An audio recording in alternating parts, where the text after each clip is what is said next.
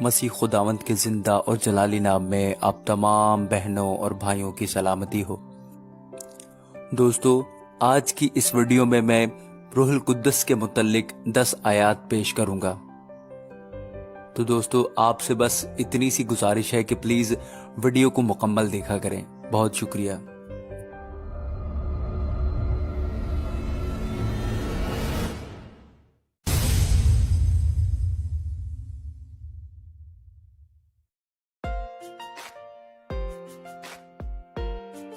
پہلی آیت، دوسرا کرنتھیوں 3 باب اور اس کی 17 آیت۔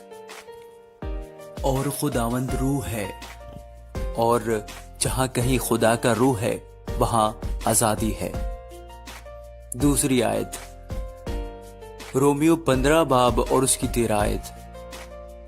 پس خدا جو امید کا چشمہ ہے تمہیں ایمان رکھنے کے باعث ساری خوشی اور اطمینان سے معمور کرے، تاکہ روح القدس کی قدرت سے تمہاری امید زیادہ ہوتی جائے۔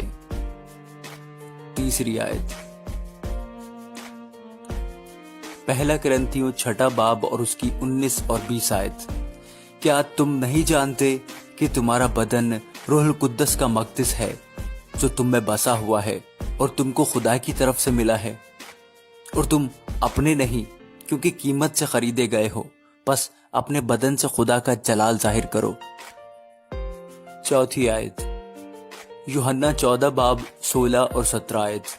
اور میں باپ سے درخواست کروں گا تو وہ تمہیں دوسرا مددگار بخشے گا کہ ابد تک تمہارے ساتھ رہے، یعنی روح حق، جسے دنیا حاصل نہیں کر سکتی کیونکہ نہ اسے دیکھتی اور نہ جانتی ہے۔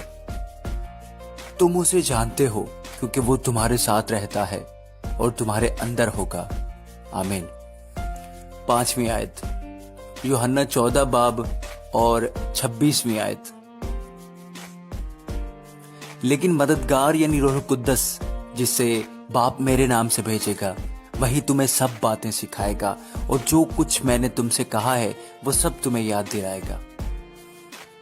چھٹی آیت، اعمال 2 باب اور اس کی 3 اور 4 آیت۔ اور انہیں آگ کے شعلہ کسی پھٹتی ہوئی زبانیں دکھائی دیں، اور ان میں سے ہر ایک پر آ ٹھہری، اور وہ سب روح القدس سے بھر گئے اور غیر زبانیں بولنے لگے، جس طرح روح نے انہیں بولنے کی طاقت بخشی۔ 7ویں آیت، پہلا کرنتھیوں 3 باب 16 اور 17 آیت۔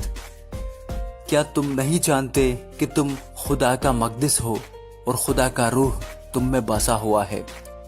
اگر کوئی خدا کے مقدس کو برباد کرے گا تو خدا اس کو برباد کرے گا، کیونکہ خدا کا مقدس پاک ہے اور وہ تم ہو۔